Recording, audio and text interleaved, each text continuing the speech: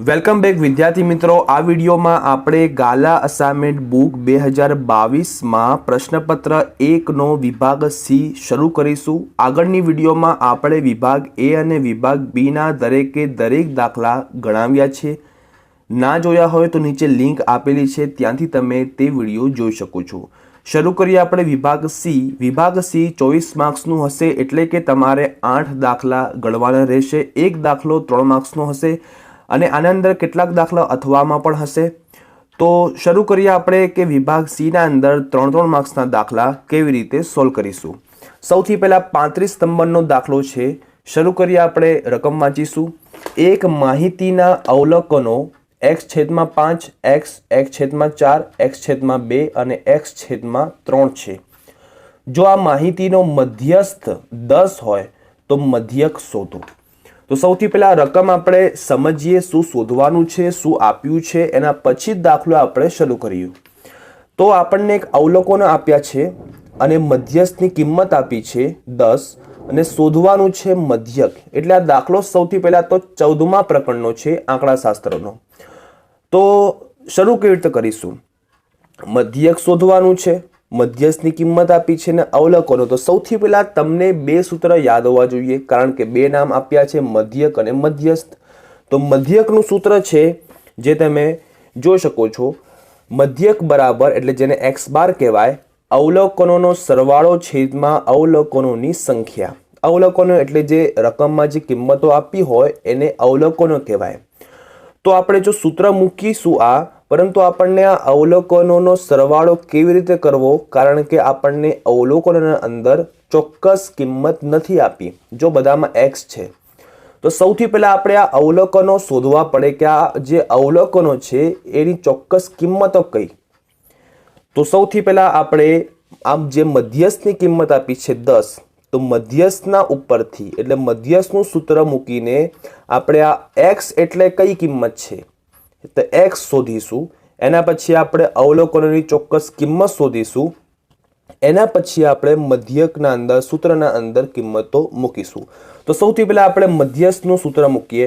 તો મધ્યસ્થનું જ્યારે પણ સૂત્ર હોય તો સૌથી પહેલા જે અવલોકનો હોય તેને આપણે ચડતા ક્રમમાં ગોઠવવા જરૂરી છે। તો સૌથી પહેલા આપણે જે અવલોકનો છે એને આપણે ચડતા ક્રમમાં ગોઠવીએ। તો લખીશું આપણે ચડતા ક્રમમાં ગોઠવતા અવલોકનોને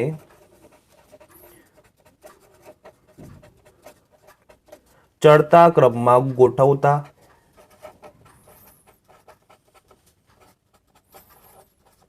તો હવે આપણી પાસે 1 2 3 4 અને 5 અવલોકનો છે, એને આપણે ચડતા ક્રમમાં ગોઠવવા છે। તો સૌથી નાની કિંમત કઈ?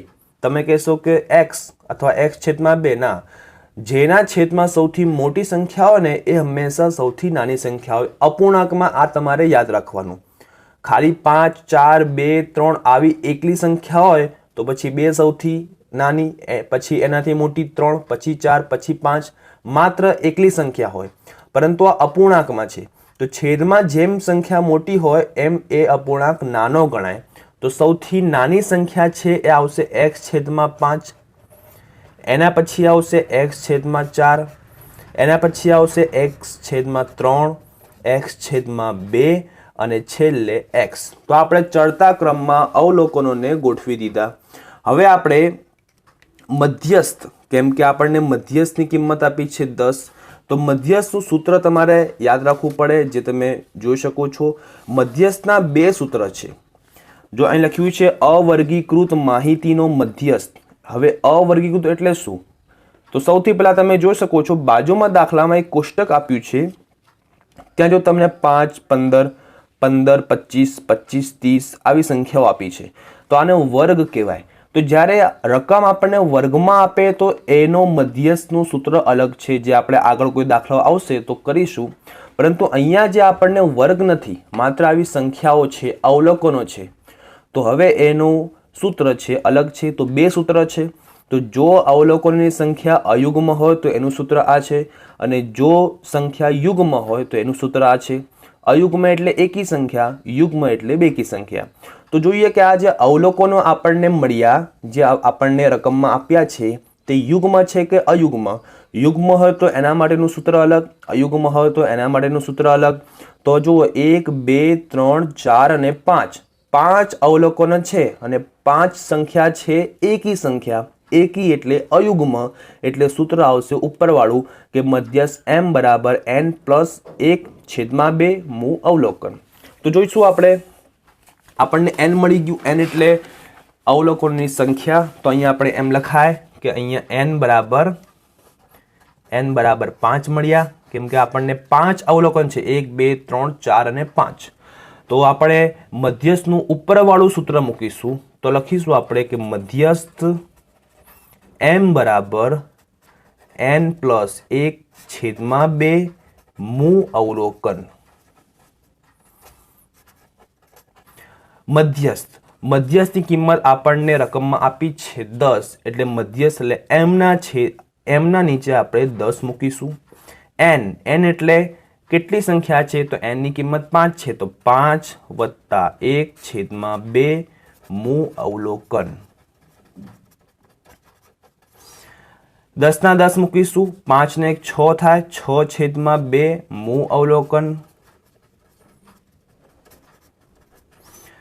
10 ના 10 બરાબર 6 અને છેદમાં 2 છે, તો 2 ના ઘડિયામાં 6 આવે, 2 તરી 6, તો આવશે ત્રીજું અવલોકન, 3 મૂ અવલોકન.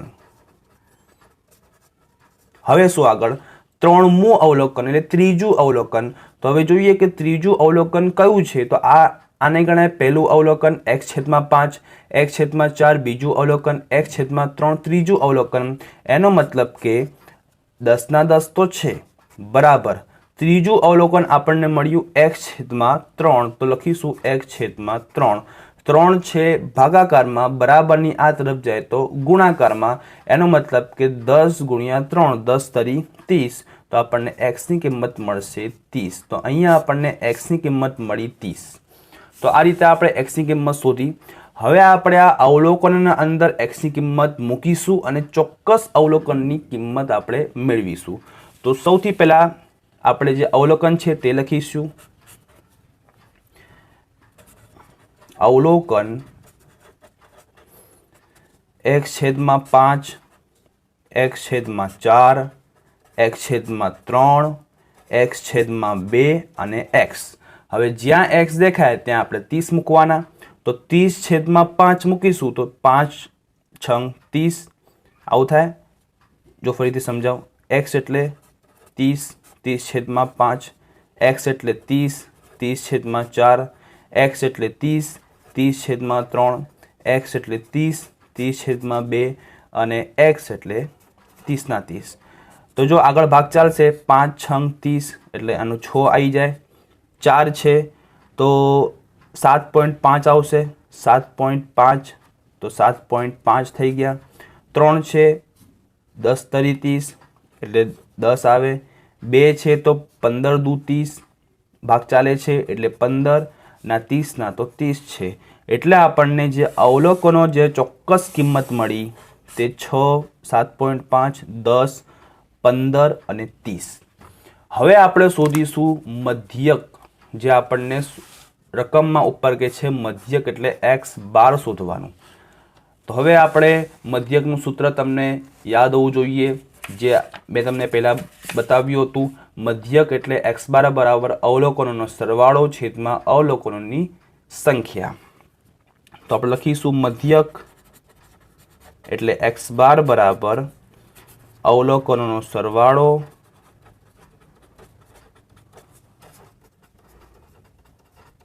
છેદમાં અવલોકનોની સંખ્યા.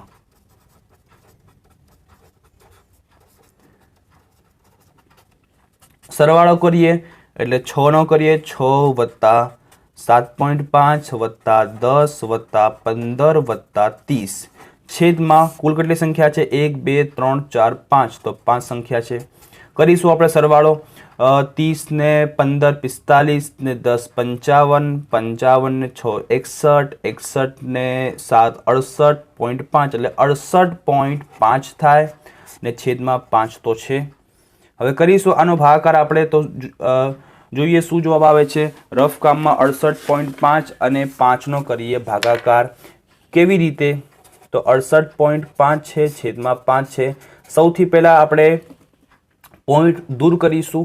પોઈન્ટ દૂર કરીએ એટલે 685 બની જાય, છેદમાં 5 તો છે પણ પોઈન્ટ દૂર કર્યો, પોઈન્ટના પછી એક સંખ્યા હતી એટલે છેદમાં 10 આવે. હવે 685 અને 5નો કરીએ ભાગાકાર. 685 અને 5નો કરીએ 5 એકુ 5, 6માંથી 5 જાય 1, ઉપરથી ઉતાર્યો 8, 18 થઈ ગયા. 5 તરી 15, 18માંથી 15 જાય 3, ઉપરથી ઉતાર્યો 5, 35 થઈ ગયા. 5 સિત્તા 35. એનો મતલબ કે આ બેનો જો જવાબ આવ્યો છે 137. તો હવે 137 છેદમાં 10 તો છે, 10 હોય એટલે એક સંખ્યા પહેલાં પોઈન્ટ મૂકી દો એટલે 13.7. તો આ એમ આપણો જે x બાર એટલે જે મધ્યક હતો એનો જવાબ આવ્યો 13.7. તો આમ આપણો આ દાખલો પૂરો થયો. મધ્યકનો જે જવાબ આવ્યો છે x બાર જે છે 13.7.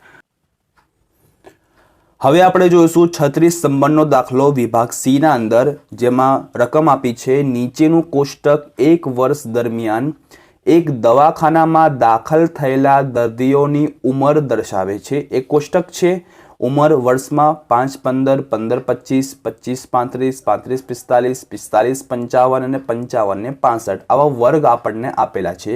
અને નીચે દર્દીઓની સંખ્યા છે 6, 11, 21, 23, 14 અને 5. અને શોધવાનું છે કે ઉપર આપેલ માહિતીનો બહુલક શોધો.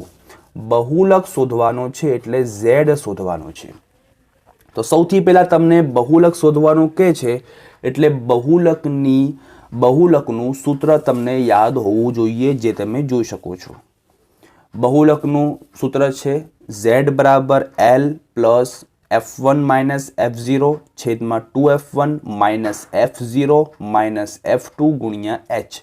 આ બહુલકનું સૂત્ર છે. આ સૂત્ર મૂકીશું, એના અંદર કિંમત મૂકીશું, સાદુરૂપ આપીશું એટલે આપણો જવાબ. તો ખૂબ જ ઇઝી દાખલો છે. માત્ર તમારે સૂત્ર યાદ રાખવું પડશે અને સૂત્રના અંદર જે કિંમતો છે તે કોષ્ટકના ઉપરથી કેવી રીતે મેળવવી તે જોઈએ આપણે. તો સૌથી પહેલાં આપણને Z શોધવું હોય એટલે આપણે આ જે અંદર જેટલી પણ કિંમત છે, L છે, F1 છે, F0 છે, પછી F1, F0, F2 અને H, એની કિંમત આપણી પાસે હોવી જોઈએ. તો સૌથી પહેલાં આપણે જોઈએ કે L કેવી રીતે મળે.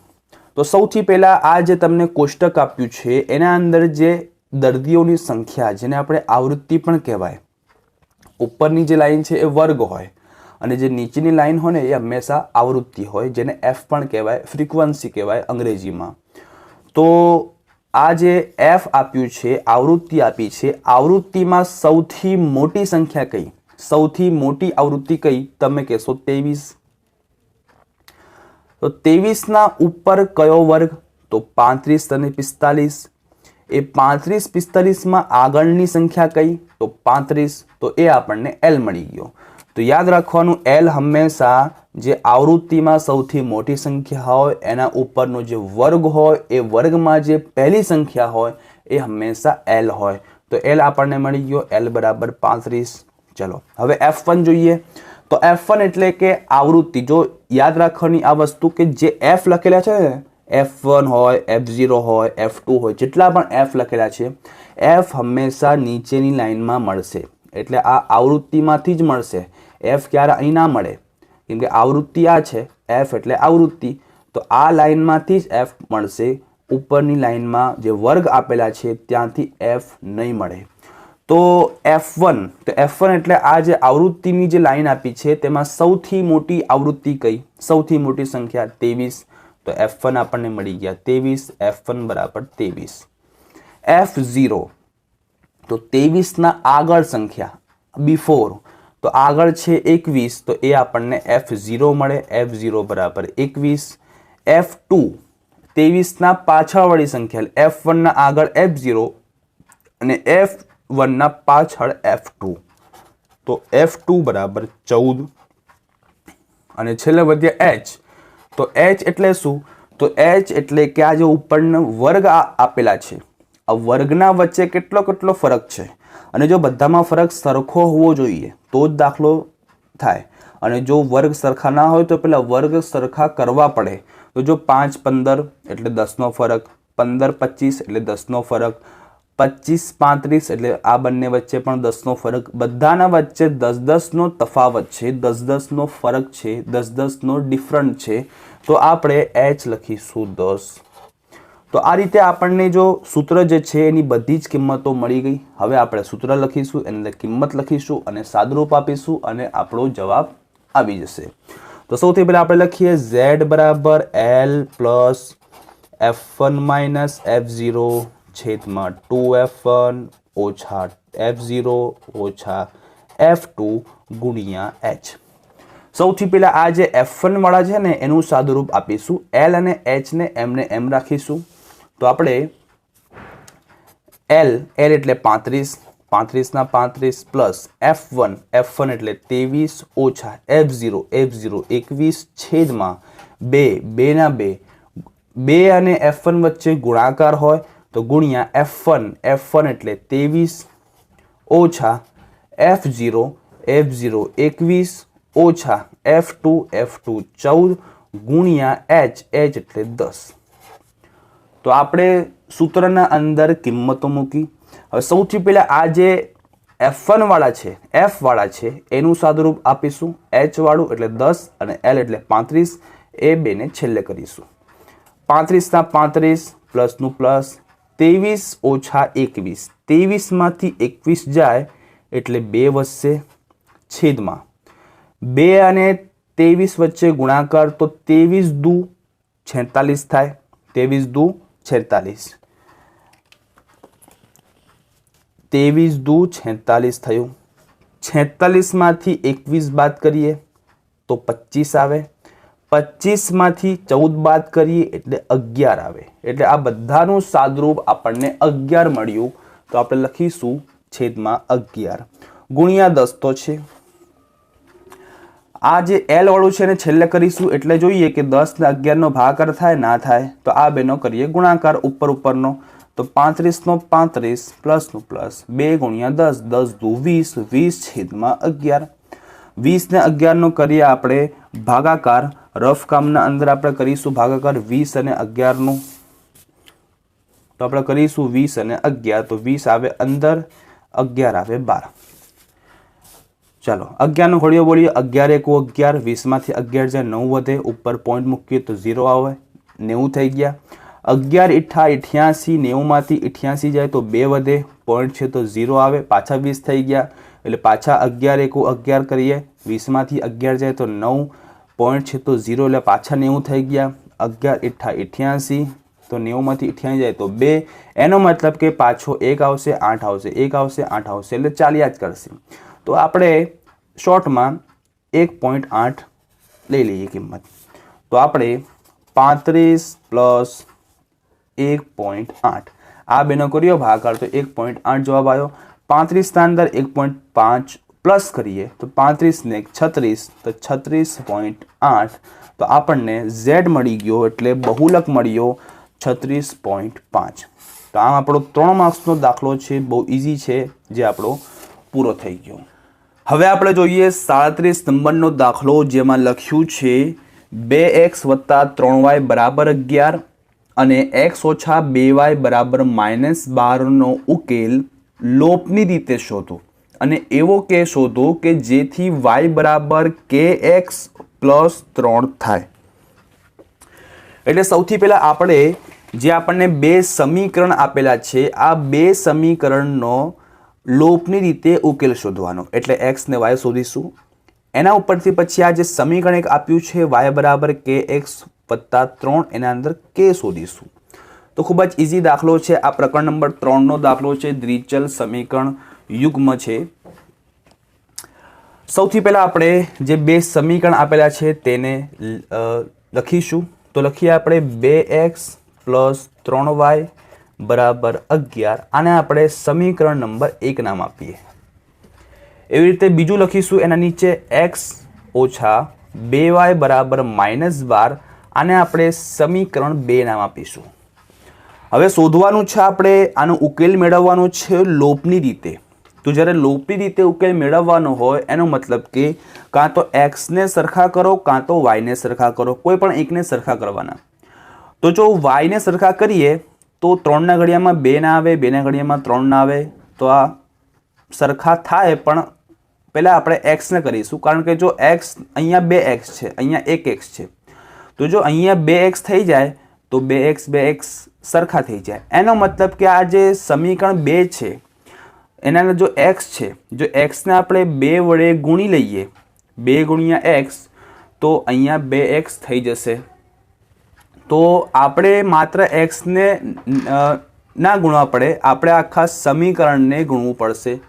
તો આપણે સમીકરણ 2ને 2 સાથે ગુણીશું, કારણ કે 2 સાથે ગુણીએ તો જો 2 ગુણ્યા x તો 2x, ઉપર પણ 2x છે, નીચે પણ 2x છે, એટલે 2x સરખા થઈ જાય. તો આપણે લખીશું પહેલા કે સમીકરણ 2 ને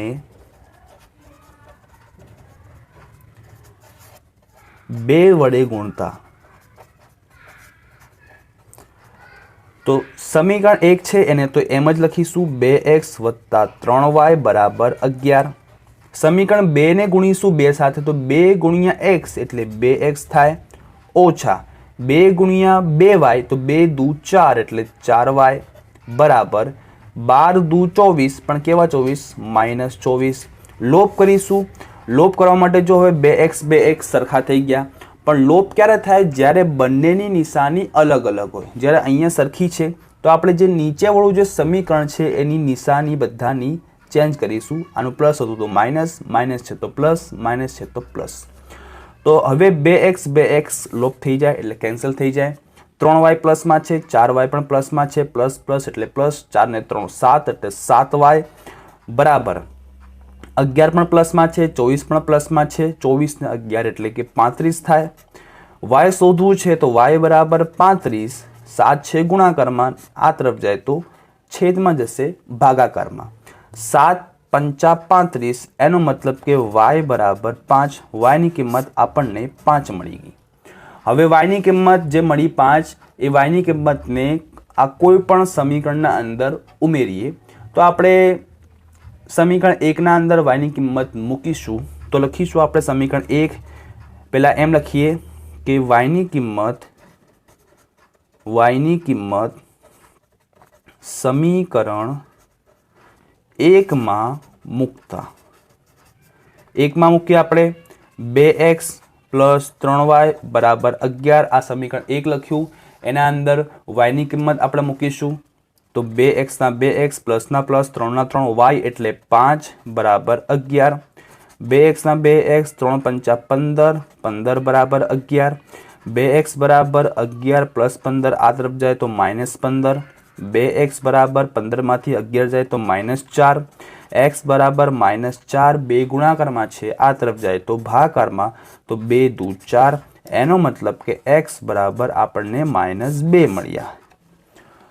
તો આ રીતે આપણને x ની કિંમત, y ની કિંમત મળી ગઈ. હવે આપણે શોધીશું સમીકરણના અંદર જે k છે, y બરાબર kx + 3. તો સૌથી પહેલા આપણે સમીકરણ છે તે લખીશું. y બરાબર kx + 3. હવે આના અંદર k શોધવાનું છે.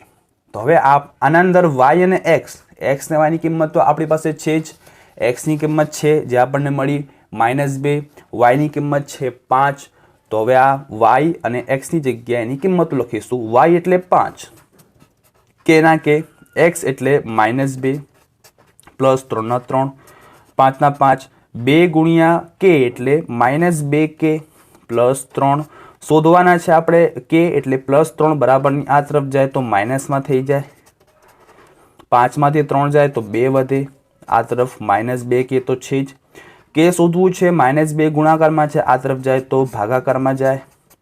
તો 2 એકુ 2 એટલે k ની કિંમત મળે -1, કેમ કે માઇનસ તો છે.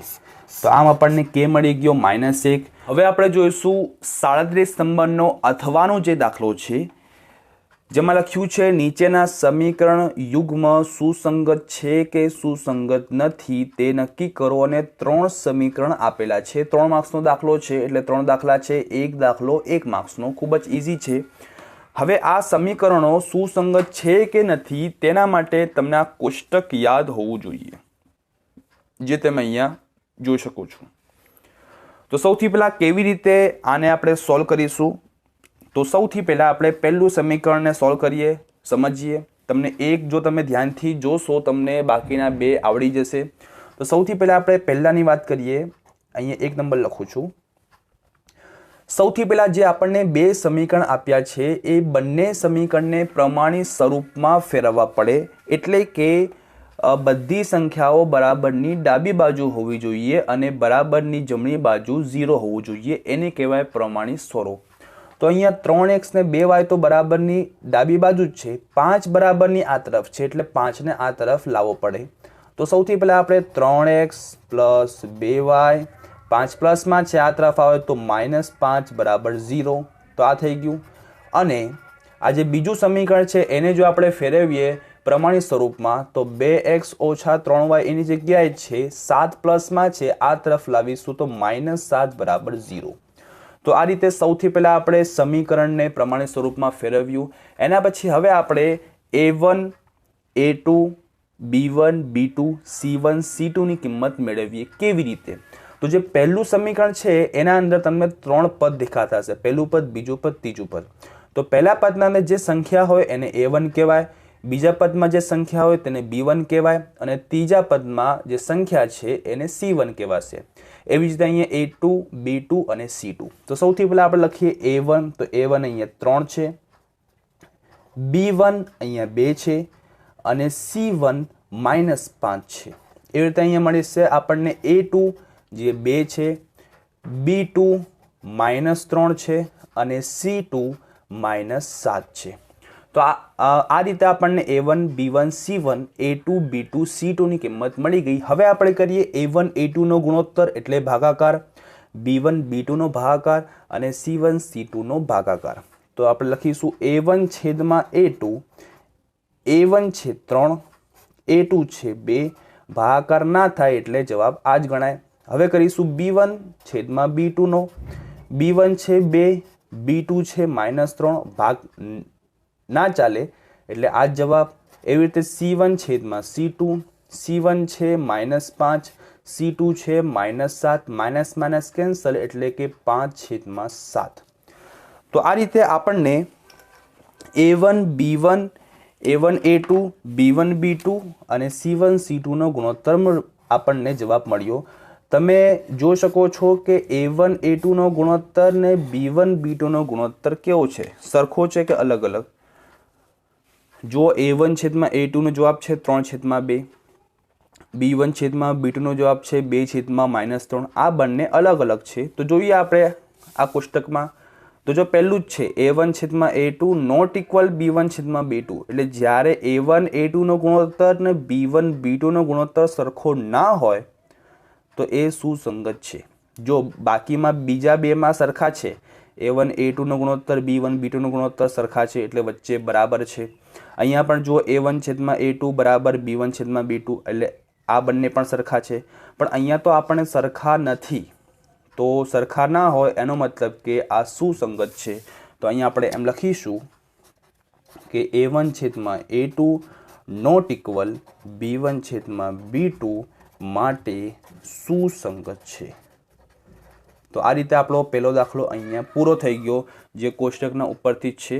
હવે આપણે ગણીશું બીજો દાખલો, સેમ આના જેવો જ છે. બીજા દાખલાના અંદર જે સમીકરણ આપણને આપેલા છે, બે સમીકરણ, એને પણ આપણે ફેરવીશું પ્રમાણિત સ્વરૂપમાં. એટલે 2x ઓછા 3y ની જગ્યાએ છે +8, આ તરફ જાય તો -8 બરાબર 0. અને જે બીજું સમીકરણ છે 4x -6y -9 છે બરાબરની આ તરફ જાય તો +9 બરાબર 0. હવે આપણે a1, a2, b1, b2, c1, c2ની કિંમત મેળવીએ. પહેલા સમીકરણમાંથી a1, b1, c1ની કિંમત મળશે અને બીજામાંથી a2, b2 અને c2ની કિંમત મળશે. તો અહીંયા મળશે a1ની 2, b1ની -3, c1ની -8 અને અહીંયા મળશે a2ની 4, b2ની -6 અને c2ની 9 મળશે. હવે આપણે A1 A2 નો ગુણોત્તર કરીશું, B1 B2 નો કરીશું અને C1 C2 નો કરીશું. તો સૌથી પહેલા આપણે કરીશું A1 છેદમાં A2 એટલે A1 છે 2, A2 છે 4, તો 2 એકુ 2, 2 દુ 4 એટલે 1 છેદમાં 2. એવી રીતે આપણે B1 છેદમાં B2 નો કરીએ. B1 છે -3, B2 છે -6, માઇનસ માઇનસ કેન્સલ, 3 એકુ 3, 3 દુ 6 એટલે 1 છેદમાં 2. અને C1 છેદમાં C2 નો કરીએ. C1 છે -8 ને C2 છે 9, ભાગ ના ચાલે. તો આપણને જે જવાબ મળ્યો તો A1 છેદમાં A2 નો જવાબ મળ્યો 1 છેદમાં 2, B1 છેદમાં B2 નો જવાબ મળ્યો 1 છેદમાં 2, બંને સરખા છે. અને C1 છેદમાં C2 નો જવાબ મળ્યો -8 છેદમાં 9. હવે તમે જોઈ શકો છો કે A1 છેદમાં A2 અને B1 છેદમાં B2 નો જે જવાબ છે બંને સરખા છે. એટલે A1 છેદમાં A2 ને B1 છેદમાં B2 સરખા છે. તો તમે કોષ્ટકમાં જોઈ શકો છો કે જ્યારે A1 છેદમાં A2 B1 છેદમાં B2 સરખા હોય પણ C1 છેદમાં C2 સરખો નથી. જો આનો જવાબ અલગ આવે છે, આ બંને સરખા, આ અલગ, તો આવું ક્યાં છે? તો તમે જોઈ શકો છો છેલ્લે A1 છેદમાં A2 બરાબર B1 છેદમાં B2, એનો મતલબ આ બંને સરખા પણ C1 છેદમાં C2 નોટ ઇક્વલ એટલે સરખો નથી. પ્રથમ બે સરખા પણ C1 છેદમાં C2 સરખો નથી, તો સુસંગત નથી. તો આપણે એમ લખાય A1 છેદમાં A2 ઇઝ ઇક્વલ B1 છેદમાં B2 નોટ ઇક્વલ C1 છેદમાં C2, માટે સુસંગત નથી. સુસંગત નથી. તો આ રીતે આપણે બીજો દાખલો અહીંયા પૂરો કર્યો. હવે આપણે જોઈશું ત્રીજો દાખલો એટલે છેલ્લો દાખલો. ત્રીજા દાખલાના અંદર પણ જે સમીકરણ આપેલા છે સૌથી પહેલાં એને આપણે પ્રમાણિત સ્વરૂપમાં ફેરવીશું. તો અહીંયા આપણને આપ્યું છે 9x વત્તા 10y બરાબર 42. તો 9x વત્તા 10y 42 પ્લસમાં છે, આ તરફ આવે તો -42 બરાબર 0. અને 9x ઓછા 10y બરાબર 12. તો 9x ઓછા 10y 12 પ્લસમાં છે, આ તરફ આવશે તો -12 બરાબર 0. હવે આપણે A1 B1 C1 A2 B2 C2 મેળવીશું. તો A1 મળશે આપણને 9, B1 મળશે આપણને 10 અને C1 મળશે આપણને -42. અને A2 મળશે આપણને 9, B2 મળશે આપણને -10 અને C2 મળશે આપણને -12. હવે આપણે A1 A2 નો ગુણોત્તર કરીશું, B1 B2 નો કરીએ, C1 C2 નો કરીએ. A1 છેદમાં A2, A1 છે 9, A2 છે 9, 9 એકુ 9 એટલે 1 જવાબ આવ્યો. B1 છેદમાં B2, B1 છે 10, B2 છે -10, 10 એકુ 10 એટલે કે -1 આવ્યો, માઇનસ છે છેદમાં. અને C1 છેદમાં C2, તો C1 છે -42 અને C2 છે -12, માઇનસ માઇનસ કેન્સલ, 6 ના ઘડિયામાં 42 પણ આવશે અને 12 પણ આવશે. 6 સિત્તા 42 ને 6 દુ 12 એટલે કે 7 છેદમાં 2.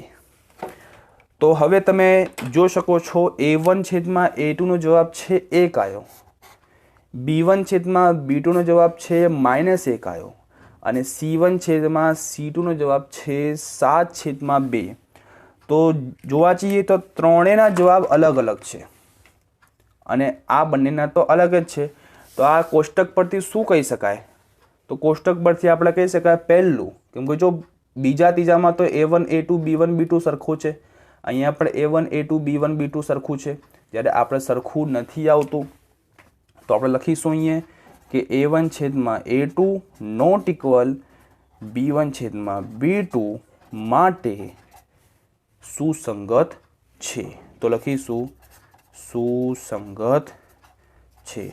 તો અહીંયા શરૂ કરીએ આપણે 38 નંબરનો દાખલો, જેમાં રકમ છે દ્વિઘાત સમીકરણ 3x નો વર્ગ ઓછા 5x વત્તા 2 બરાબર 0 ના બીજ સૂત્રની રીતે મેળવો. એટલે આ દાખલો ચોથા પ્રકરણનો છે દ્વિઘાત સમીકરણનો. તો આ જે સમીકરણ છે તેના બીજ શોધવાના, બીજ એટલે શૂન્યો શોધવાના છે. કઈ રીતે? સૂત્રની રીતે. હવે જ્યારે પણ સૂત્રની રીતે શોધવાનું હોય તમને બે સૂત્ર યાદ હોવા જોઈએ. એક છે વિવેચકનું સૂત્ર જે તમે જોઈ શકો છો, એટલે d બરાબર b નો વર્ગ માઇનસ 4ac. અને જે રીતે શોધવાનું છે દ્વિઘાત સૂત્ર, જે આપણને કહે છે સૂત્રની રીતે, તો સૂત્રનું રીતનું જે સૂત્ર છે x બરાબર માઇનસ બી પ્લસ માઇનસ વર્ગમૂળમાં b નો વર્ગ માઇનસ 4ac છેદમાં 2a. તો આ સૂત્રના મદદથી આપણે આ દાખલો શોધવાનો છે. ખૂબ જ ઇઝી છે. સૌથી પહેલાં જ્યારે પણ જે સમીકરણના બીજ એટલે જે શૂન્ય સૂત્રની રીતે શોધવાના હોય તો એના પહેલાં આપણે વિવેચક શોધવું પડે. તો વિવેચક શોધતા પહેલાં આપણે જે સમીકરણ છે તે લખીશું 3x નો વર્ગ ઓછા 5x વત્તા 2 બરાબર 0. સૌથી પહેલાં આ સમીકરણમાંથી a, b અને c ની કિંમત મેળવી લેવાની. કેવી રીતે? તો xના વર્ગના આગળ જે સંખ્યા હોય એ હોય તો a બરાબર 3 થાય. xના આગળ જે સંખ્યા હોય તે b હોય એટલે b બરાબર -5 થાય. અને છેલ્લે જે અચળ પદ એટલે માત્ર સંખ્યા હોય તે c હોય તો c બરાબર 2. તો abc મળી ગયું. હવે આપણે શોધીએ વિવેચક. તો વિવેચક એટલે d. તો d નું છે સૂત્ર d બરાબર b નો વર્ગ માઇનસ 4ac. b એટલે -5 તો -5 નો વર્ગ માઇનસ 4 ના 4 a એટલે 3 c એટલે 2 -5 નો વર્ગ એટલે 25 થાય ઓછા 4 તરી 12 12 દુ 24 એટલે 24 થાય. 25 માંથી 24 જાય એટલે 1 વધે એટલે વિવેચક એટલે કે d ની કિંમત આપણને મળી 1. હવે આપણે જે દ્વિઘાત સૂત્ર છે જે નીચેનું જે સમીકરણ લખ્યું છે એ સૂત્ર લખીશું. એટલે x બરાબર માઇનસ બી પ્લસ માઇનસ વર્ગમૂળમાં b નો વર્ગ માઇનસ 4ac છેદમાં 2a. કિંમતો આપણે લખીએ અંદર માઇનસ ટુ માઇનસ b એટલે -5 તો -5 પ્લસ માઇનસ વર્ગમૂળમાં. હવે તમે જો ધ્યાનથી જુઓ તો વર્ગમૂળના અંદર જે કિંમત છે b નો વર્ગ માઇનસ 4ac. જો અહીંયા પણ એ લખ્યું છે b નો વર્ગ માઇનસ 4ac, b નો વર્ગ માઇનસ 4ac. એનો મતલબ કે આ વિવેચક જ છે. તો જ્યારે આપણે b નો વર્ગ માઇનસ 4ac છે એની કિંમત કેટલી મળી 1. એટલે આપણે આખા જે વર્ગમૂળના અંદર જે કિંમતો છે એની જગ્યાએ 1 આપણે લખીશું, કારણ કે b નો વર્ગ માઇનસ 4ac ની કિંમત આપણે ઉપર મેળવી. છેદમાં 2 ના 2 a એટલે 3 એટલે 3 લખીશું કૌંસમાં. માઇનસ માઇનસ પ્લસ થાય એટલે માત્ર 5 પ્લસ માઇનસના પ્લસ માઇનસ. 1 ના ઉપર વર્ગમૂળ છે એટલે 1 નું વર્ગમૂળ 1 થાય છેદમાં 2 ગુણ્યા 3 2 તરી 6. આપણે શરૂ કરીએ 39 નંબરનો દાખલો, જેમાં રકમ છે સરવાળો શોધો -5 પછી -8 -11 અને -230. એટલે એક સમાંતર શ્રેણી આપણને આપેલી છે. 5મા પ્રકરણનો દાખલો છે આ, ને શોધવાનો છે સરવાળો. હવે સરવાળો શોધવા માટે બે સૂત્ર છે જે તમે જોઈ શકો છો. સરવાળો શોધવાનું સૂત્ર છે SN. તો SN ના બે સૂત્ર છે. SN બરાબર n છેદમાં 2 મોટા કૌંસમાં 2a પ્લસ n ઓછા 1d. અને બીજું સૂત્ર છે SN બરાબર n છેદમાં 2 કૌંસમાં a પ્લસ l. તમે કોઈ પણ એક સૂત્ર મૂકો, જવાબ આવી જશે. તો હવે ચેક કરીએ કે શું આ સૂત્રના અંદર બધી કિંમતો છે.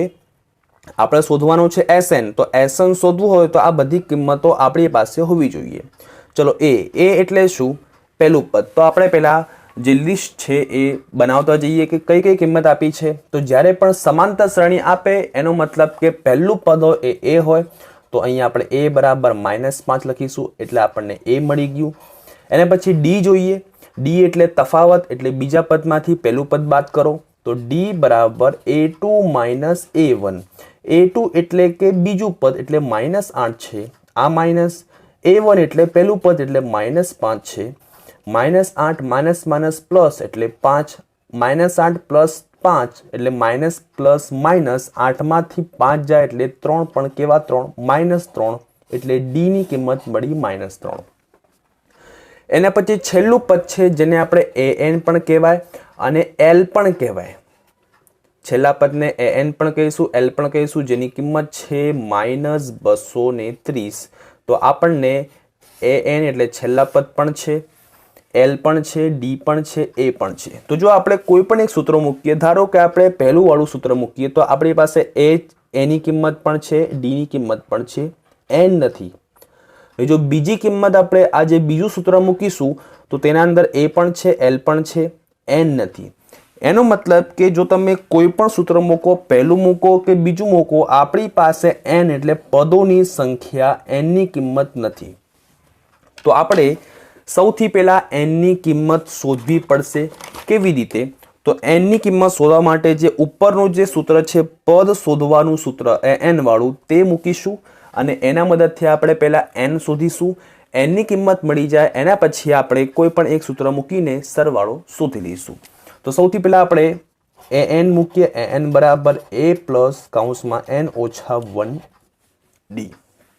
એનની કિંમત છે -230, તો આપણે -230 લખીશું બરાબર. એની કિંમત છે -5 પ્લસ n શોધવાનું છે અને ડીની કિંમત છે -3. -5 બરાબરની આ તરફ આવે તો પ્લસ થઈ જાય એટલે -230, -5 આ તરફ તો +5 બરાબર n ઓછા 1 અને -3 તો છે. -230 ને +5 માઇનસ પ્લસ માઇનસ એટલે 230 માંથી 5 જાય તો 225. પણ કેવા 225? માઇનસમાં, કેમ કે મોટી સંખ્યા 230 છે, એની નિશાની માઇનસ છે એટલે માઇનસ આવે. આ તરફ n ઓછા 1 અને -3 તો છે. હવે n ઓછા 1 અને -3 વચ્ચે અહીંયા ગુણાકાર ગણાય એટલે -3 ગુણાકારમાં છે. આ તરફ આવે તો 225 ના છેદમાં એટલે ભાગાકારમાં. તો -225 છેદમાં -3 બરાબર n ઓછા 1. માઇનસ માઇનસ કેન્સલ થાય. 225 અને 3 નો આપણે કરીએ ભાગાકાર. રફ કામના અંદર ભાગાકાર ચેક કરીએ કે 225 અને 3 નો કરીએ ભાગાકાર. 3 સિત્તા 21, 22 માંથી 21 જાય તો 1 વધે, ઉપરથી ઉતારીએ 5 એટલે 15 થઈ ગયા. 3 પંચા 15 એટલે જવાબ આવ્યો આપણી પાસે 75. તો આ બેનો આપણે ભાગ ચલાવ્યો, 75 જવાબ આવ્યો એટલે 75 બરાબર n ઓછા 1. આપણે શોધવું છે n, તો -1 આ તરફ જાય તો +1 થઈ જાય એટલે 75 વત્તા 1 બરાબર n. n બરાબર 75 ને 1 76. તો n ની કિંમત આપણને મળી ગઈ 76. તો હવે આપણે જે સરવાળો શોધવાનું છે, જે બે સૂત્ર તમને દેખાય છે, તમે હવે કોઈ પણ મૂકો, પહેલું મૂકો કે બીજું મૂકો, કારણ કે હવે આપણી પાસે બધાની કિંમત છે. તો આપણે બીજું મૂકીશું કારણ કે બીજું જે સૂત્ર છે શોર્ટ છે, ઇઝી છે, ઝડપી દાખલો પતી જાય. તો આપણે બીજું સૂત્ર છે તે લખીશું Sn બરાબર n છેદમાં 2 કૌંસમાં a પ્લસ l. n ની કિંમત આપણને મળી ગઈ 76 છે, તો આપણે 76 લખીશું. છેદમાં 2 તો છે, કૌંસમાં એની કિંમત આપણી પાસે છે જ -5 એટલે -5 લખીશું. પ્લસ l, l એટલે an અને l ની કિંમત એક જ થાય એટલે -230 છે, એટલું -230. 76 અને 2 ભાગ ચાલશે તો 38 દૂ 76 થાય એટલે આ બેનો ભાગ ચાલે એટલે 38 થઈ જાય. તો 38 થઈ ગયા.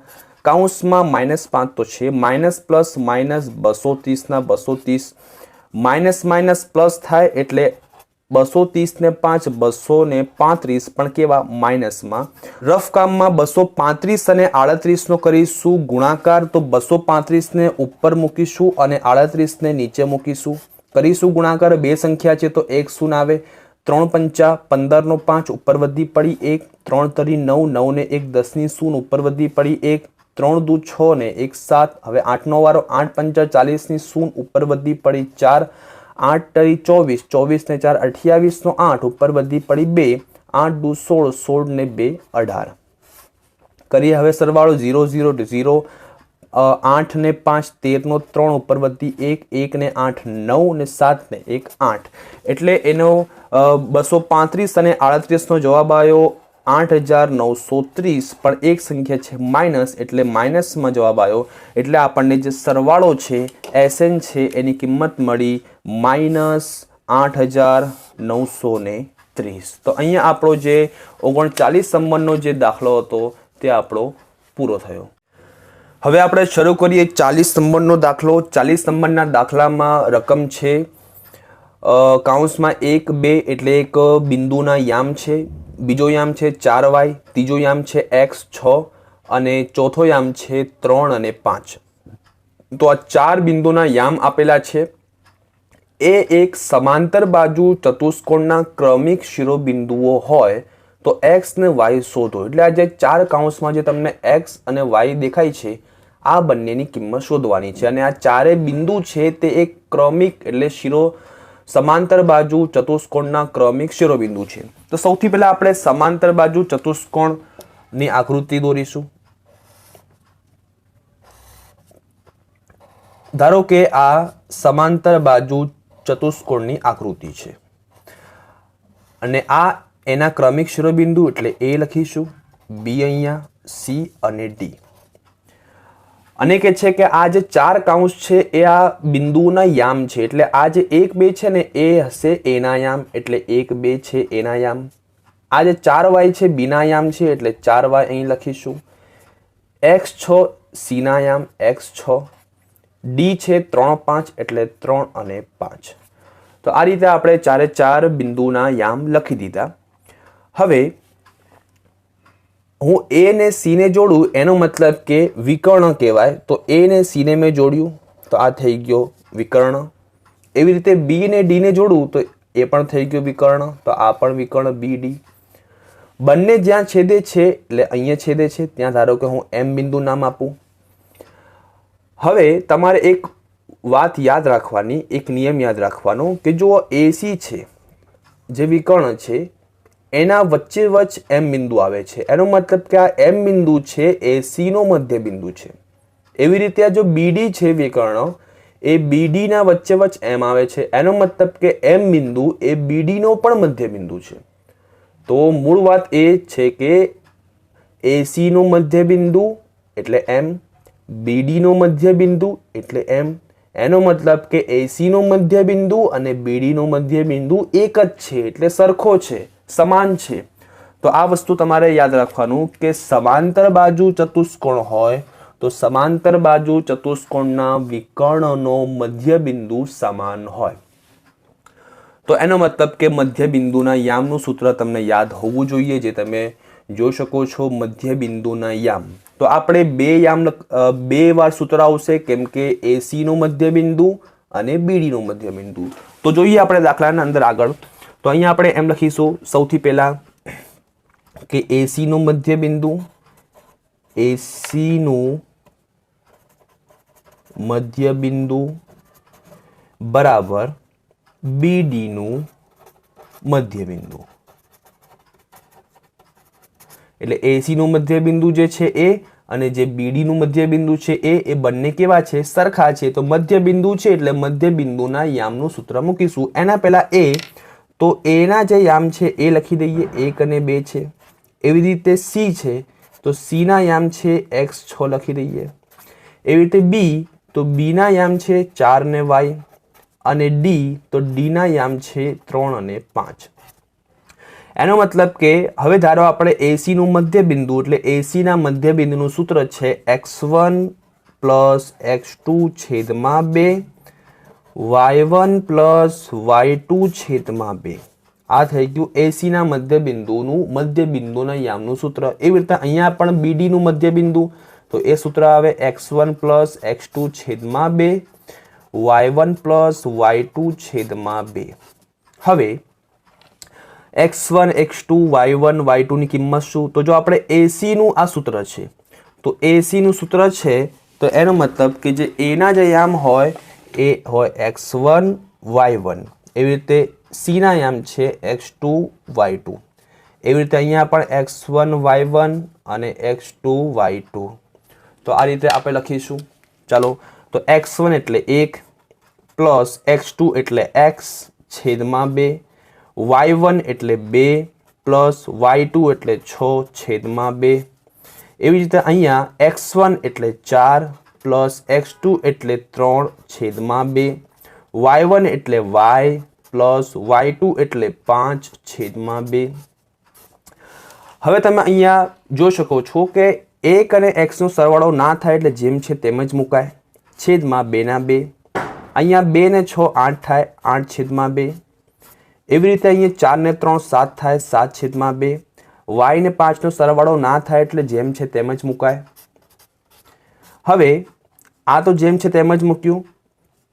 હવે એક કામ કરીએ, કૌંસના અંદર બે પદ છે, આ x વાળું ગણાય, આ y વાળું છે. અહીંયા પણ આ કૌંસમાં બે પદ છે, આ છે x યામ ગણાય, આ y યામ ગણાય. તો કૌંસમાં જે પહેલો યામ હોય એ x યામ, બીજો યામ હોય y યામ. એ રીતે અહીંયા પણ કૌંસમાં પહેલો યામ x યામ, બીજો y યામ, અને વચ્ચે છે બરાબરની નિશાની. તો જો વચ્ચે બરાબર છે એનો મતલબ કે આ કૌંસ ને આ કૌંસ કેવા છે? સરખા.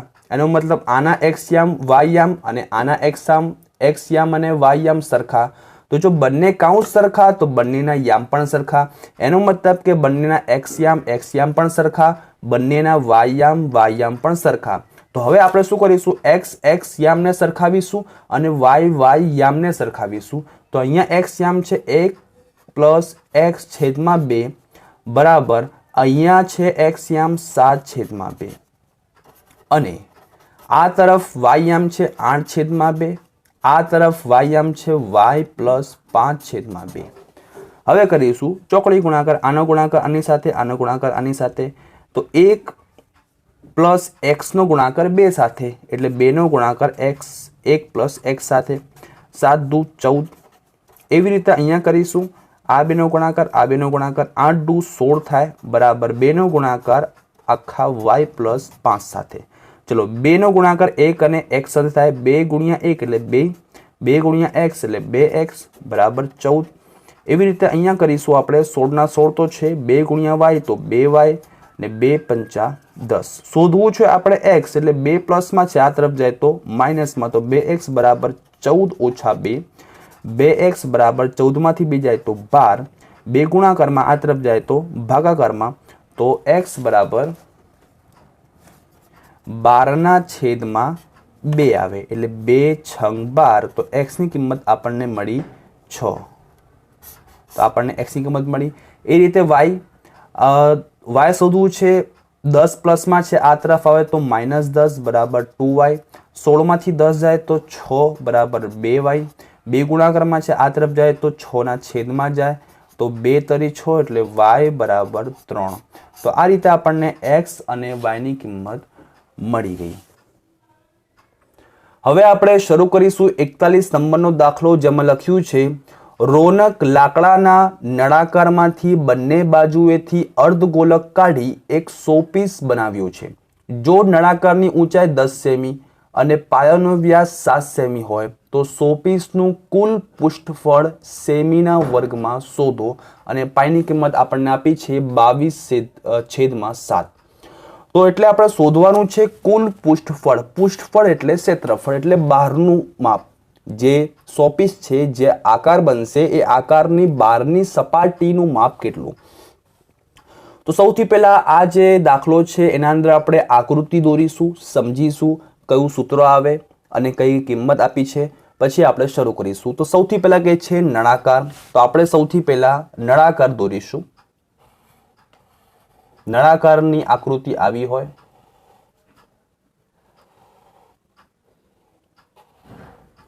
તો આ થઈ ગયો નળાકાર. હવે કે છે કે નળાકારમાંથી બંને બાજુએથી અર્ધગોલક કાઢી, એટલે બંને બાજુએથી અર્ધગોલક આપણે કાઢવાનું છે. એટલે અર્ધગોલક જેવી જગ્યા કરવાની છે, ખાડો કરવાનો છે. એટલે કે અહીંથી આપણે એક અર્ધગોલક બનાવીશું બંને તરફ, એક આમ થશે, એક આમ થશે. તો આટલી જગ્યા જે છે તે નીકળી જાય એટલે ઉપરથી અને નીચેથી અર્ધગોલક જેવી એટલે વાટકા જેવી એવો ખાડો બની જાય. ઉપરથી અને જે નીચેથી વાટકા જેવો શું બનશે? ખાડો બનશે. અને હવે કહે છે કે હવે જે શોપીસ બન્યું તો આ શોપીસનું કુલ પૃષ્ઠફળ કેટલું. તો આના અંદર સૌથી પહેલા જેનું માપ આપ્યું છે તે આપણે લખી દઈએ, પછી જોઈએ કે કયું સૂત્ર આવે અને કેવી રીતે આવે. સૌથી પહેલા આપણને એક વસ્તુ તમારે યાદ રાખવાની કે આ પ્રકરણનો કોઈ પણ દાખલો હોય, જ્યારે પણ વ્યાસની કિંમત આપે જ્યારે પણ દાખલાના અંદર વ્યાસની કિંમત આપે, જેમ અહીંયા આપ્યું છે વ્યાસ બરાબર 7 સેમી, તો સૌથી પહેલાં આપણે ત્રિજ્યાની કિંમત શોધી લેવાની, કારણ કે જેટલા પણ સૂત્ર છે બધા સૂત્રમાં ત્રિજ્યાનો ઉપયોગ આવે છે, વ્યાસનો ઉપયોગ નથી આવતો. બહુ ઇઝી છે. તો સૌથી પહેલાં વ્યાસ એટલે ડી, જેની કિંમત છે 7 સેમી. તો વ્યાસ 7 સેમી હોય એના અડધા ત્રિજ્યા થઈ જાય, એટલે કે આપણે ત્રિજ્યા કરીશું, ત્રિજ્યા એટલે આર. તો આર 7ના અડધા એટલે 7/2 સેમી. તો આ આપણને ત્રિજ્યા મળી ગઈ. એના પછી 10 સેમી છે નળાકારની ઊંચાઈ, એટલે ઊંચાઈને h આપણે કહીશું. તો 10 સેમી છે. તો બે વસ્તુ આપી છે, ઊંચાઈ આપી છે h અને વ્યાસ હતો એનો આપણે ત્રિજ્યા કર્યું r. શોધવાનું છે કુલ પૃષ્ઠફળ. હવે તમને એક મેં આઈડિયાઝ આપું છું. એક વાત જો તમને ખબર પડી જાય, તમને ખબર પડી જાય કે આમાં કયા સૂત્ર આવે. ધારો કે આપણે આ નળાકાર હતું, ઉપરથી ખડો થઈ ગયો, નીચેથી ખડો થઈ ગયું, ને આપણે હવે ધારો કે આ જે શોપીસ બન્યું એના અંદર કલર કરવાનો છે, રંગ કરવાનો છે. તો આપણે ક્યાં ક્યાં રંગ કરીશું? તો સૌથી પહેલાં આ જે નળાકારની ગોળ ફરતે આપણે રંગ કરીશું, એટલે કે આને કહેવાય નળાકારની વક્ર સપાટી, એટલે કે વક્ર સપાટીનું ક્ષેત્રફળ આવશે. પછી ઉપર ખાડો છે, નીચે પણ અર્ધ ગોળાકાર જેવો ખાડો છે, એનો મતલબ ઉપર પણ આપણે અંદર ખાડા જેવું છે, જે વાટકા જેવું છે એના અંદર આપણે રંગ કરવો પડશે. નીચે પણ એવો જ આકાર છે, એનો પણ રંગ કરવો પડશે. એનો મતલબ ઉપર પણ અર્ધ ગોલકની વક્ર સપાટી થઈ, નીચે પણ અર્ધ ગોલકની વક્ર સપાટી થઈ. એટલે જ્યાં જ્યાં રંગ કરીએ એ આકાર આપણે શોધવાનો. તો એક આપણે રંગ કરીએ છીએ ગોળ ફરતે, એને કહેવાય વક્ર સપાટી. કોની? નળાકારની. ઉપર છે અર્ધગોલકની પણ આપણે કરીએ છીએ રંગ, એટલે અર્ધગોલકની વક્ર સપાટી. નીચે પણ અર્ધગોલક જેવો આકાર છે, અંદર ખાડા જેવું, તો એના અંદર પણ રંગ કરીશું. આપણે બધે બાજુ રંગ કરવાનું છે એવું આપણે વિચારવાનું. તો એનો મતલબ કે બે અર્ધગોલકની વક્ર સપાટી થઈ અને એક નળાકારની વક્ર સપાટી થઈ, એ બધાનો કરીશું સરવાળો, એટલે આપણને 100 કુલ પૃષ્ઠફળ મળી જશે. તો હવે આપણે લખીશું કે 100 કુલ પૃષ્ઠફળ બરાબર નળાકારની વક્ર સપાટીનું ક્ષેત્રફળ, નળાકારની વક્ર સપાટીનું ક્ષેત્રફળ વત્તા અર્ધગોલકની વક્ર સપાટીનું ક્ષેત્રફળ, અર્ધગોલકની વક્ર સપાટીનું ક્ષેત્રફળ ગુણ્યા 2. કેમ ગુણ્યા 2? કારણ કે બે અર્ધગોલક છે. તો હવે તમને અર્ધગોલકની વક્ર સપાટીનું ક્ષેત્રફળ અને જે નળાકારની વક્ર સપાટીનું ક્ષેત્રફળ તમને સૂત્ર યાદ હોવા જોઈએ, જે તમે અહીંયા જોઈ શકો છો. નળાકારની વક્ર સપાટીનું ક્ષેત્રફળ જેનું સૂત્ર છે 2πrh વત્તા અર્ધગોલકનું છે 2πr² અને ગુણ્યા 2 તો છે. હવે આપણે શું કરીશું? સૌથી પહેલા આપણે કોમન કાઢીએ. તો તમે જોઈ શકો છો બંનેના અંદર 2πr અને 2πr બંનેમાં કોમન છે, એટલે આપણે 2πr કોમન કાઢીશું. અહીંયા h વધ્યો એટલે કૌંસમાં h લખીશું, પ્લસ અહીંયા r² હતો એમાંથી એક r બહાર આવી ગયો એટલે એક r વધ્યું, ગુણ્યા 2 એટલે 2r વધે. હવે આપણે આ સૂત્રના અંદર કિંમતો મૂકીશું. ચાલો, તો 2/2 ગુણ્યા પાઈની કિંમત છે 22/7 ગુણ્યા r ની કિંમત છે 7/2, કૌંસમાં h એટલે કે 10 ઊંચાઈ છે, પ્લસ 2 અને r વચ્ચે ગુણાકાર અને r ની કિંમત છે 7/2. હવે આપણે સાદુરૂપ આપીશું. તો અહીંયા 2 ને 2 કેન્સલ થાય, 7 પણ કેન્સલ થાય, વધ્યા માત્ર 22, કૌંસમાં 10 વધ્યા, અહીંયા 2 કેન્સલ થાય તો વત્તા 7 વધ્યા. તો અહીંયા 22 ને કૌંસમાં વધ્યા 10 વત્તા 7 એટલે 17 થયા. એનો મતલબ કે 22 અને 17નો આપણે કરીશું ગુણાકાર. રફ કામના અંદર આપણે 22 અને 17નો કરીશું ગુણાકાર. તો 22 ગુણ્યા 17, બે સંખ્યા છે 1 ગુણ્યા 2, 2 1 ગુણ્યા 2, 2 7 દુ 14 નો 4 ઉપર વધી પડી 1, 7 દુ 14 ને 1 15, 0 4 એટલે 4, 2 ને 5 એટલે 7, 2 ને 1 એટલે 2 ને 1 એટલે 3, તો 374. 374 જવાબ આવ્યો એટલે 374 સેમીનો વર્ગ. એનો મતલબ કે જે આપણો 100 પીસનું કુલ ક્ષેત્રફળ છે તેનો જવાબ છે 374 સેમીનો વર્ગ. શરૂ કરીશું વિભાગ સી ના છેલ્લા બે દાખલા. એટલે 42 નંબરનો દાખલો છે, બે દાખલા છે અથવામાં છે, આપણે બંને તમને ગણાવીશું. શરૂ કરીએ આપણે 42 નંબરનો પહેલો દાખલો જે પ્રકરણ નંબર 15નો છે સંભાવનાનો. તો સૌથી પહેલા લખ્યું છે કે એક ખોખામાં 1 થી 90 સુધીની સંખ્યાઓ લખેલી ગોળ તકતીઓ છે. જો ખોખામાંથી એક ગોળ તકતી યાદચ્છિક રીતે કાઢવામાં આવે તો તેના પર 3 આપણે સંભાવના શોધવાની છે. નંબર 1 માં છે 2 અંકની સંખ્યા લખેલી હોય, નંબર 2 માં છે પૂર્ણ વર્ગ સંખ્યા લખેલી હોય, નંબર 3 છે 5 વડે વિભાજ્ય સંખ્યા હોય તેની સંભાવના શોધો. એટલે 3 વસ્તુની આપણે સંભાવના શોધવાની છે. સૌથી પહેલા જ્યારે પણ સંભાવનાનો દાખલો હોય એટલે આપણે કુલ સંખ્યા સૌથી પહેલા શોધી લેવાની. તો અહીંયા આપણે કુલ સંખ્યા છે 90, કેમ કે 90 ગોળ તકતી છે. તો આપણે સૌથી પહેલા એમ લખીશું કે અહીં તકતીની કુલ સંખ્યા, તકતીની કુલ સંખ્યા બરાબર 90. તેથી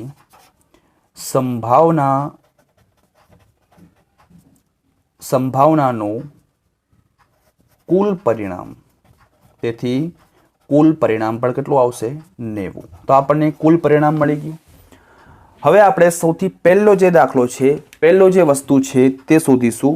તો પહેલાના અંદર કે છે કે 2 અંકની સંખ્યા લખેલી હોય તો એને આપણે ઘટના A કહીશું. તો ઘટના A બરાબર 2 અંકની સંખ્યા લખેલી હોય. ચલો હવે આપણી પાસે 1 થી 90 ગોળ તકતીઓ છે. તો 1 થી 90 ગોળ તકતી હોય તો એના અંદર કેટલી તકતીમાં 2 અંકની સંખ્યા હોય? તો જો મેં તમારા માટે તમને સમજાય તે માટે 1 થી 90 ગોળ તકતી એટલે આવી રીતે ગોળ રાઉન્ડ મેં કર્યા છે જે તમે જોઈ શકો છો, અને અંદર 1 થી લઈને 90 સુધીના અંકો છે. હવે એવી કેટલી તકતી છે કે જેમાં 2 અંક છે? તો તમે જોઈ શકો છો કે આ 1 થી 9 સુધીની જે ગોળ તકતી છે ને એના અંદર તો એક અંક છે. 2 અંકની સંખ્યા શરૂ થાય છે 10 થી, 11 થી, 10, 11 થી લઈને ઠેઠ 90 સુધી પૂરી થાય છે. તો આપણે 90 તકતીમાંથી આ 10 કાઢી લઈએ અથવા 9 કાઢી લઈએ. 90 માંથી જે પ્રથમ 1 થી 9 છે જેના અંદર એક જ અંક છે ને આપણને કહે છે કે 2 અંકની સંખ્યા હોય, તો 90 તકતીમાંથી શરૂઆતની 9 કાઢી લો તો કેટલી તકતી વધી? તો વધે 81. એનો મતલબ કે આપણી પાસે ઘટના A ના જવાબ આવ્યો 81. હવે શોધીએ આપણે સંભાવનાનું જે સૂત્ર છે જે તમે જોઈ શકો છો કે P of A બરાબર ઘટના A ના પરિણામ છેદમાં કુલ પરિણામ. ઘટના A ના પરિણામ, ઘટના A ના પરિણામ છે 81 છેદમાં કુલ પરિણામ છે 90. હવે 81 અને 90 ના ભાગ ચલાવવાના. 9 ના ઘડિયામાં બંને આવશે. 9 9 81, 9 દાન 90 એટલે ઉપર આવશે 9, નીચે આવશે 10. તો આ થઈ ગયો આપણો પહેલા દાખલાનો જવાબ. હવે જોઈએ આપણે નંબર 2, એને આપણે ઘટના B ધારીશું. અહીંયા A ધાર્યું, હવે B ધારીએ. તો લખીશું આપણે ઘટના B, જેમાં લખ્યું છે પૂર્ણ વર્ગ સંખ્યા લખેલી હોય. તો આપણે ઘટના B માં લખીશું પૂર્ણ વર્ગ સંખ્યા લખેલી હોય. હવે તમારે 1 થી જે 90 તકતી છે જે તમે જોઈ શકો છો એમાં હવે કેટલી તકતી છે કે જેની સંખ્યા પૂર્ણ વર્ગ કહેવાય. હવે સૌથી પહેલી વાત એ કે પૂર્ણ વર્ગ એટલે શું? તો હવે તમારે આ યાદ રાખવાનું કે પૂર્ણ વર્ગનો મતલબ થાય છે કે એવી સંખ્યાઓ જે કોઈનો વર્ગ છે. જુઓ, 1નો વર્ગ શું થાય? 1, એટલે આ 1 જે છે એ છે પૂર્ણ વર્ગ. 2નો વર્ગ 4, એટલે 4 છે પૂર્ણ વર્ગ. પછી 3નો વર્ગ, તો 3 તરે 9, તો 9 છે પૂર્ણ વર્ગ. પછી 4નો વર્ગ, ચોખ્ખું 16, એટલે 16 થયો પૂર્ણ વર્ગ. 5નો વર્ગ, 25, એટલે 25 થયો પૂર્ણ વર્ગ. પછી 6નો વર્ગ, છાયો 36, તો 36 થયો પૂર્ણ વર્ગ. પછી 7નો વર્ગ, 7 49, એટલે 49 થયો પૂર્ણ વર્ગ. પછી 8નો વર્ગ, 88 64, એટલે 64 થયો પૂર્ણ વર્ગ. પછી 9નો વર્ગ, 9 9 81, તો 81 થયો પૂર્ણ વર્ગ. 10નો વર્ગ 100, તો 100 તો નથી, કારણ કે આપણી પાસે માત્ર 90 સુધીની તકતી છે. તો એનો મતલબ 1 થી લઈને 90 સુધીની સંખ્યાઓના અંદર આ જે મેં લાલ કલરના જે લાઈન કરી છે એ સંખ્યાઓ એવી છે જે પૂર્ણ વર્ગ કહેવાય. તો હવે આપણે ગણીએ કે એવી કેટલી સંખ્યા થઈ? 1 2 3 4 5 6 7 8 અને 9. તો ટોટલ 9 એવી સંખ્યા છે જે 1 થી 90ના અંદર પૂર્ણ વર્ગ આવે છે. તો ઘટના B બરાબર 9 થશે.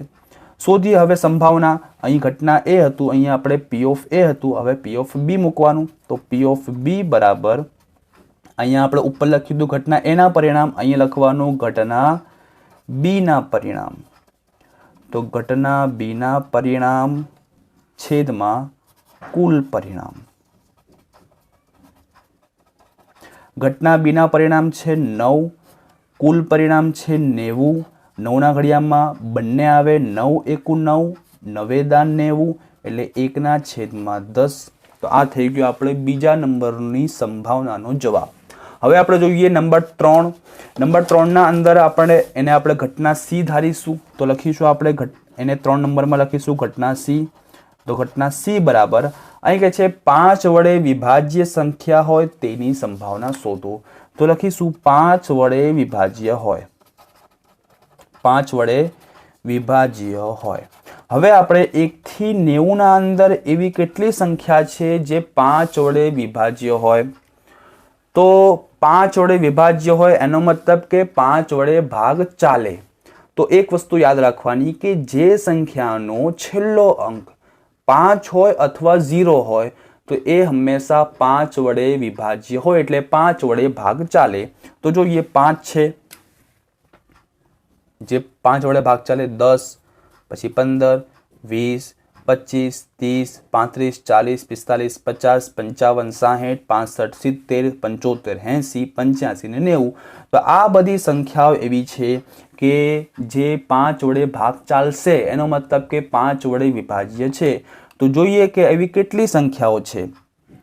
તો જોઈએ 1 2 3 4 5 6 7 8 9, 10 11 12 13 14 15 16 17 અને 18. તો એનો મતલબ કે 18 એવી સંખ્યાઓ છે જે 5 વડે ભાગ ચાલશે, એટલે 5 વડે વિભાજ્ય છે, એટલે ઘટના C બરાબર 18 આવે. હવે આની આપણે સંભાવના શોધીશું. તો P ઓફ C બરાબર ઘટના C ના પરિણામ છેદમાં કુલ પરિણામ. ઘટના C ના પરિણામ, ઘટના C 18 છે, છેદમાં કુલ પરિણામ 90 છે. 18ના ઘડિયામાં 90 આવે, 18 એકુ 18 ને 18 પંચા 90, એટલે કે 1/5. તો આ રીતે આપણે ત્રણ જે સંભાવના છે એનો જવાબ થઈ ગયો પૂરો. એટલે પહેલી ઘટના હતી એનો જવાબ છે 9/10, બીજી ઘટના હતી એનો જવાબ છે 1/10, અને જે ત્રીજી ઘટના હતી એનો જવાબ છે 1/5. તો આ રીતે શરૂ કરીશું છેલ્લો દાખલો વિભાગ C નો. એ પણ સંભાવનાનો છે અને અથવાનો છે, એટલે તમારે કોઈ પણ એક કરવાનો. વાંચી આપણે રકમ 100 ગુણમાંથી વિદ્યાર્થીઓએ મેળવેલા ગુણ નીચે મુજબ છે. કોષ્ટક આપેલું છે. આ છે મેળવેલા ગુણ 0 થી 34, એટલે એવા 7 વિદ્યાર્થી છે જેના પરિણામ F આવ્યું, એટલે ગ્રેડ છે. 35 થી 50 માર્ક્સ આવ્યા હોય એવા વિદ્યાર્થી 10 છે. 51 થી 70 માર્ક્સ આવ્યા હોય તેવા વિદ્યાર્થી 14 છે. 71 થી 90ના વચ્ચે માર્ક્સ આવ્યા હોય તેવા વિદ્યાર્થી 11 છે. અને 91 થી 100ના વચ્ચે જે માર્ક્સ આવ્યા હોય તેવા વિદ્યાર્થીઓ 8 છે. એટલે 8 એવા વિદ્યાર્થી છે જેમના ગ્રેડ એ મળ્યો, 11 વિદ્યાર્થી એવા છે જેમનો ગ્રેડ બી મળ્યો, 14 એવા વિદ્યાર્થી છે જેમનો ગ્રેડ સી મળ્યો, 10 એવા વિદ્યાર્થી છે જેમનો ગ્રેડ ડી મળ્યો અને 7 એવા વિદ્યાર્થી છે જેમનો ગ્રેડ એફ મળ્યો. અને આપણને નીચે 3 દાખલા છે કે તો વિદ્યાર્થીઓ નંબર 1 એફ ગ્રેડ મેળવ્યો હોય, નંબર 2 એ ગ્રેડથી પાસ થયેલા હોય અને નંબર 3 સી અથવા ડી ગ્રેડ મેળવ્યો હોય તેની સંભાવના શોધો. 3 સંભાવના શોધવાની છે. આ દાખલો પણ આના જેવો જ છે એટલે થોડો શોર્ટમાં કરાવું છું કારણ કે વિડીયો બહુ લાંબી થઈ જશે અને અથવાનો પણ દાખલો છે એટલે. તો સૌથી પહેલાં સંભાવના હોય એટલે આપણને ખબર છે કે કુલ સંખ્યા શોધવાની. તો અહીંયા વાત થાય છે જે શોધવાનું છે તે વિદ્યાર્થીઓની સંખ્યા છે. તો આપણે 100 ગુણ નહીં લઈએ. મોટાભાગે વિદ્યાર્થીઓ ભૂલ કરે છે, આ 100 ને કુલ સંખ્યા ધારે છે, કુલ પરિણામ 100 ધારે છે, 100 લખે છે તો ખોટું પડશે. આપણે વિદ્યાર્થીની વાત થાય છે, વિદ્યાર્થી કેટલા હોય તો વિદ્યાર્થીની સંખ્યા ગણવાની. તો સૌથી પહેલા આપણે વિદ્યાર્થીની સંખ્યા ગણીશું. સૌથી પહેલા આપણે એમ લખીશું કે એને કુલ વિદ્યાર્થી તો કુલ વિદ્યાર્થી અહીં કેટલા છે તો આપણે ગણીએ 7, 10, 14 પછી 11 અને 8 આ બધાનો સરવાળો કરીએ તો આપણને 50 થશે. એટલે કુલ વિદ્યાર્થી 50 એટલે કુલ પરિણામ પણ આપણને 50 મળશે. તો કુલ પરિણામ પણ 50. સૌથી પહેલો જે છે દાખલો એમાં છે એફ ગ્રેડ મેળવ્યો હોય. એફ ગ્રેડ મેળવ્યો હોય એને આપણે ઘટના એ ધારીશું. તો અહીં આપણે ઘટના એ અહીં ધારીશું તો એફ ગ્રેડ મેળવ્યો હોય તો એફ ગ્રેડ કેટલા મેળવ્યા છે, એફના અંદર 7 છે તો 7 લખીશું. એટલે આપણે પી ઓફ એ આપણે ધારીએ તો પી ઓફ એ બરાબર ઘટના એફના પરિણામ ઘટના એના પરિણામ છેદમાં કુલ પરિણામ. ઘટના એના પરિણામ છે 7, કુલ છે 50, 7/50 એટલે તમે કરશો ભાગાકાર એટલે જવાબ આવશે 0.14. એવી રીતે બીજો દાખલો એમાં લખ્યું છે એ ગ્રેડથી પાસ થયા હોય એને આપણે ઘટના બી ધારીએ. તો ઘટના બી બરાબર એ ગ્રેડથી પાસ થયેલ હોય. તો એ ગ્રેડથી પાસ થયા હોય તો જોઈએ આપણે કે એ ગ્રેડથી કેટલા પાસ થયા છે 8 તો ઘટના બીના 8 છે.